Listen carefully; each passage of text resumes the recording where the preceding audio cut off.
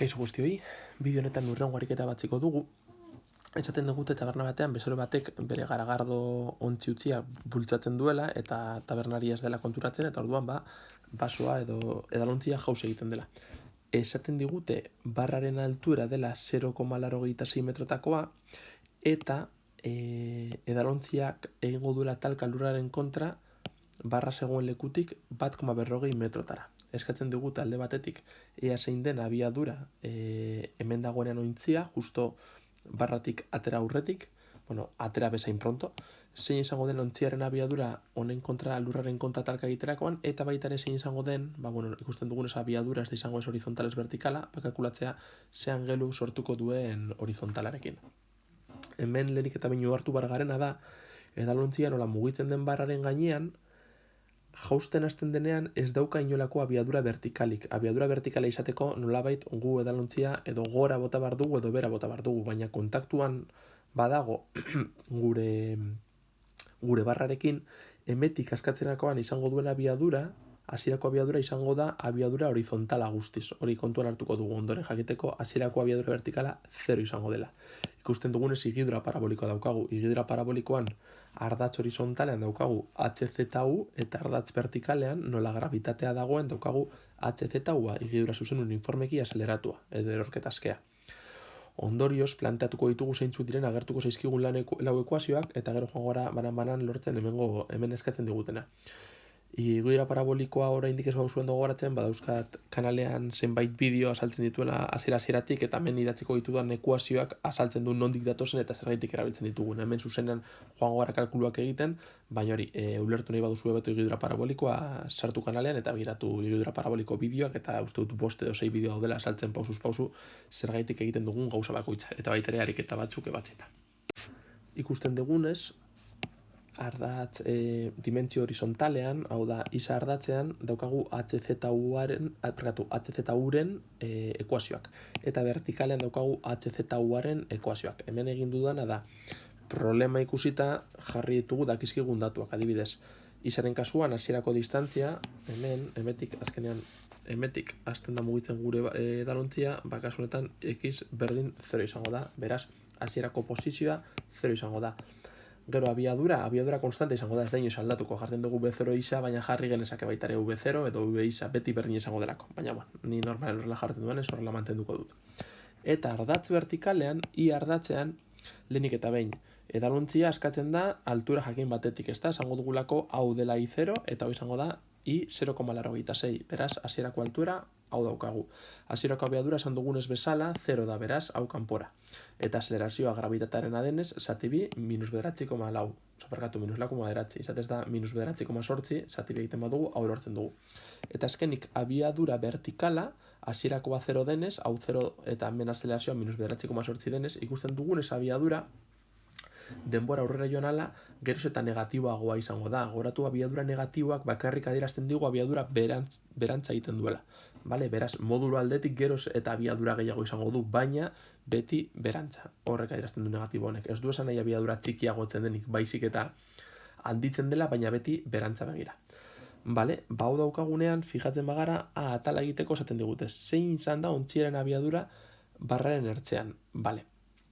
Guk dakiguna da, fijatzen bagara, hemen erabili ditugu datu guztiak hau izan ezik, 1,40. Eta hemen markatu dut, hemen talka gertatzen dela. Paraboletan irismena deitzen zaio. Fijatzen bagara, puntu honetan, alde batetik, puntu honetan badakigu isaren balio izango dela 1,40 eta hau sartuko dugu ekuazionetan, eta bestetik badakigu puntu honetan iren balio izango dela 0, lurrean dagoelako, eta datu hori sartuko dugunetan. Beraz, lehenengo eta hirugarren ekuazioan 1,40 eta 0 sartuta, askatuko dugu zein den denbora, edo zuzenean askatu esakegu zein izango den hasierako abiadura, eta hori da eskatzen digutena. Esan bezala erabilitugu lehenengo eta hirugarren ekuazioa, lehenengo eta hirugarrena. Zergaitik erabilitugu horiek? Hori buruz bakarritako agolako informazioa. Eta gainera nahi dugulako erabili bi ekuazio leku berdinean. Zergaitik nahi ditugu erabili bi ekuazio leku berdinean? Leku berdinean denbora berdina delako, eta hemen agertzen den T eta hemen agertzen den T berdina delako. Imaginatu hartzen dugula, lehenengo ekuazioa puntu honetan eta laugarren ekuazioa puntu honetan. Hemen agertzen den denbora eta hemen agertzen den denbora ez da berdina. azken finean izan behar direlako leku berdinean. Orduan, bi ekuazio honekin daukagu ekuazio sistema. Hemen dauzkagu bi ezagun eta hemen ezagun bakarra. Beraz, bigarren mailako ekuazionetatik askatzen dugu zein den tere balioa. Teren balioa, kasu honetan, da balio berdina, baina positibo eta negatiboan horrek logika daukaz, azkenean hau da parabola bat, eta justu askatu dugu goreneko puntutik, beraz, esaten diguna da, edalontziak talka egongo duela bai hemen, baita ere, barrarik ez balego hemen, vale? Matematikoki logika dauka emaitza honek, baina fizikoki ez barra hemen dagoelako. Beraz, geratzen gara bakarrik lehenengo emaitzarekin, eta joaten bagara lehenengo ekuaziora, hemen teren balio ezagutzen dugunean, hau lortzeko azken egin behar duguna da, 1,4 zati denbora, hau da zuzen ere egin duguna, eta sartzerakoan ikusten dugu, hasierako abiadura horizontala, hau da lehenengo galderaren erantzuna, ontziaren abiadura barraren ertzean, 3,24 metro zati segundukoa dela. Orain, fijatuko gara berriz ere, beste bi galderak erantzuteko, fijatuko gara puntu honetan, hartu bar gara, abiadura, ja lortu dugun abiadura horizontala ez dela aldatuko, bale? Hona heltzen garenean, abiadura horizontala berdina izaten jarrituko duela. Baina abiadura vertikala aldatuko da, zenbat eta denbora gehiago pasatu, orduan eta abiadura vertikal gehiago, VI gehiago lortuko dugu. Beraz, ikusiko duguna da, puntu honetan zenbatekoa izango den abiadura vertikala, eta biak ezagutzen ditugunean, Pitagoresen teoremarekin lortu dezakegu zein den abiadura totala, eta baita ere zenbateko angelua sortuko duen lurzoruarekin.